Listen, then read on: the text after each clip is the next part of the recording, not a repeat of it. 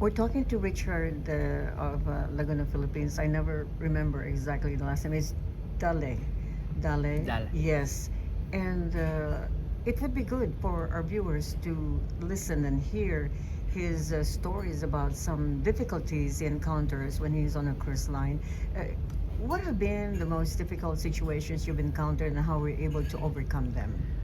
Well, from in sometimes we are this company is accepting like onboard entertainment from the local shows, and sometimes they just came on board without any tech rider in advance. So we need to deal the setup of the stage on the spot.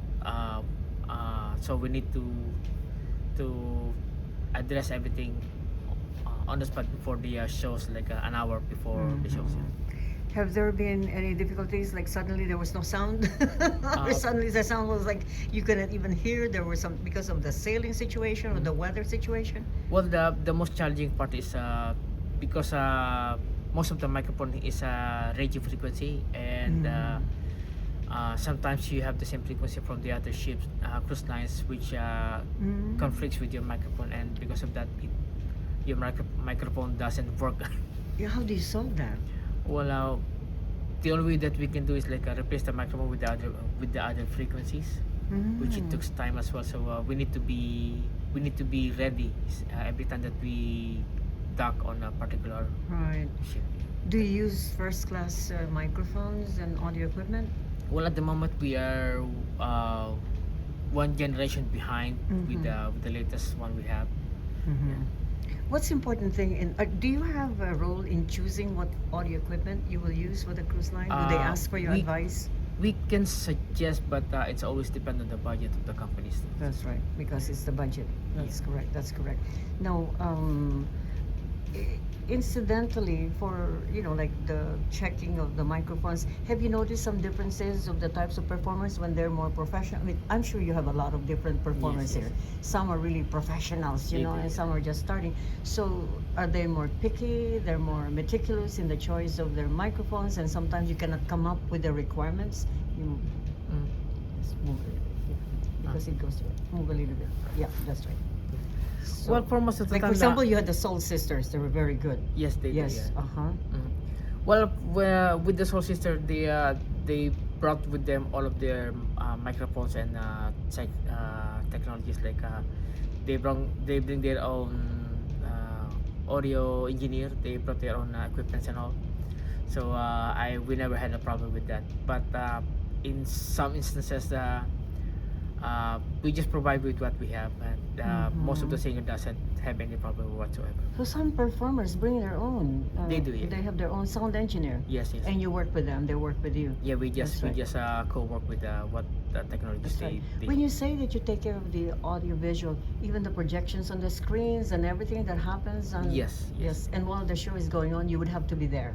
Yes, Just I to need make to sure be there. everything goes on. Yes. However, there's so many activities going on at the same time. Yes. So when there's something going on at living room, for example, so how do you manage? Do you go up and down and supervise, or you have somebody managing that? Well, we need to plan that ahead, so for us to able to execute both at the same time. That's right. Do you ever get time to rest also? Because Yes. performances last until late, right? Yes, yes. Or sometimes early morning. That's Yes. right. You have one of the best positions because you get to go off board and Yes. visit any cities. What places have you been to? Well, I've been pretty much around the world. Like I've been to Alaska, South America. I've been to Europe, Baltic, and Mediterranean. Never been to South Africa though. Never been to Japan. I never been to China. But pretty much all around the world I've been to. But what's your favorite destination? I love Barcelona really.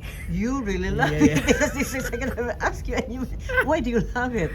I don't know, just every time I The went vibe, there, huh? The energy of the yeah, place. it gives me peace every time I visit the Is place. that Yeah. right? You were Yeah. able to go around Yes, town, yes, Catalonia? I Yeah, see. I roam around to on the La Rambla. Las visited- Ramblas. Yeah, Las Claro. Ramblas, and then Yeah. the Sagrada Familia is the most famous. Yes, that's right, by Godin. So maybe you'd have, when you retire, you would want to live there. Well, hopefully one of these days. Yeah. That's right. That's right. So the ship, does it go to Manila, Philippines? This particular cruise ship goes Mhm. in Manila by next year on March 21st, I guess. Mm-hmm. Yeah, but my contract has been is well done before that. So. Really? But you Yeah. will be renewing your contract and Yes. continuing on Yes. on the same cruise ship. Same cruise line, but different ships. I see. I see.